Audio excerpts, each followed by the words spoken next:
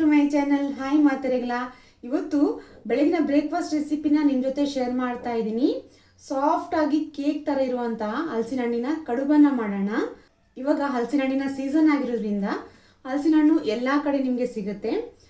ಹಲಸಿನ ಹಣ್ಣಿನ ಕಡುಬು ಮಾಡಬೇಕಾದ್ರೆ ಬಾಳೆ ಎಲೆ ಅಥವಾ ಕಡುಬಿನ ಎಲೆ ಬೇಕಾಗುತ್ತೆ. ಬಾಳೆ ಎಲೆ ಕಡುಬಿನ ಎಲೆ ಎಲ್ಲ ಕಡೆ ಪೇಟೆಯಲ್ಲಿ ಸಿಗೋದಿಲ್ಲ. ಆದರೆ ಅದು ಇಲ್ಲದೇನೂ ಕೂಡ ಹಲಸಿನ ಹಣ್ಣಿನ ಕಡುಬನ್ನು ಮಾಡ್ಬೋದು. ಇವತ್ತು ತುಂಬ ಟೇಸ್ಟಿಯಾಗಿ ಸಿಂಪಲ್ ಆಗಿ ಸಾಫ್ಟ್ ಆಗಿರುವಂಥ ಕಡುಬನ್ನು ಯಾವ ರೀತಿ ಮಾಡೋದಂತ ನೋಡೋಣ. ಸಿಹಿಯಾಗಿರುವ ಹಣ್ಣಾಗಿರುವಂಥ ಹಲಸಿನ ಹಣ್ಣನ್ನು ತೊಗೊಂಡಿದ್ದೀನಿ.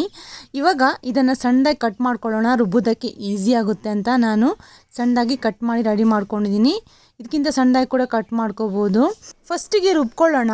3 ಕಪ್ಪಷ್ಟು ಅಕ್ಕಿಯನ್ನು ಚೆನ್ನಾಗಿ ಓವರ್ ನೈಟ್ ನೆನೆಸಿಟ್ಟು ಆಮೇಲೆ ಚೆನ್ನಾಗಿ ವಾಶ್ ಮಾಡಿ ಮಿಕ್ಸಿ ಜಾರಿಗೆ ಹಾಕ್ಕೊಳ್ತಾ ಇದ್ದೀನಿ. ನೀವು ಮನೆಯಲ್ಲಿ ತಿಂಡಿಗೆ ಯಾವ ಅಕ್ಕಿ ಯೂಸ್ ಮಾಡ್ತೀರೋ ಅದೇ ಅಕ್ಕಿಯನ್ನು ಕೂಡ ಹಾಕೋಬೋದು.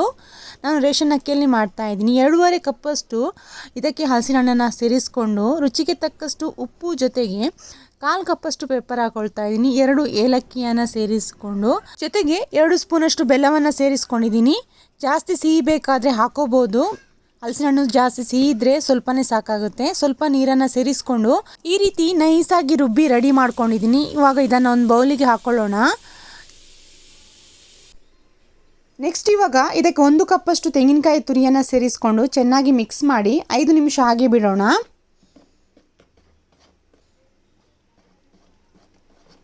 ಕಡುಬನ್ನು ಬೇಯಿಸೋದಕ್ಕೆ ಇಡ್ಲಿ ಪಾತ್ರೆಯನ್ನು ತಗೊಂಡಿದ್ದೀನಿ.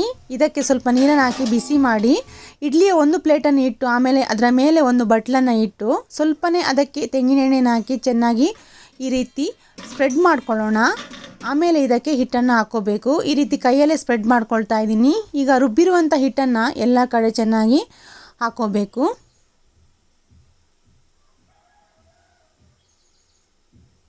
ಎಲ್ಲವನ್ನು ಹಾಕ್ಕೊಂಡಾದ್ಮೇಲೆ ಮೇಲ್ಗಡೆಯಿಂದ ಈ ರೀತಿ ಕಟ್ ಮಾಡ್ಕೊಂಡಿರುವ ಕೊಬ್ಬರಿಯನ್ನು ಹಾಕ್ಕೊಳ್ತಾ ಇದ್ದೀನಿ. ಇದರ ಬದಲು ನೀವು ತೆಂಗಿನಕಾಯಿ ತುರಿಯನ್ನು ಹಾಕೋಬೋದು ಅಥವಾ ಹಾಗೆ ಕೂಡ ಇಡ್ಬೋದು.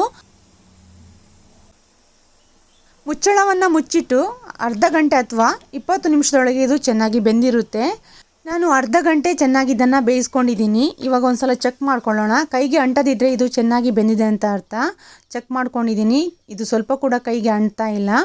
ಇವಾಗ ಇದನ್ನು ನೀವು ಯಾವ ಶೇಪ್ಗೆ ಬೇಕಾದರೂ ಕಟ್ ಮಾಡ್ಕೋಬೋದು. ತುಂಬಾ ಟೇಸ್ಟಿಯಾಗಿರುವಂಥ ಸಾಫ್ಟ್ ಆಗಿರುವಂಥ ಹಲಸಿನ ಹಣ್ಣಿನ ಕಡುಬನ್ನು ಈ ರೀತಿ ಕೂಡ ನೀವು ಟ್ರೈ ಮಾಡ್ಬೋದು.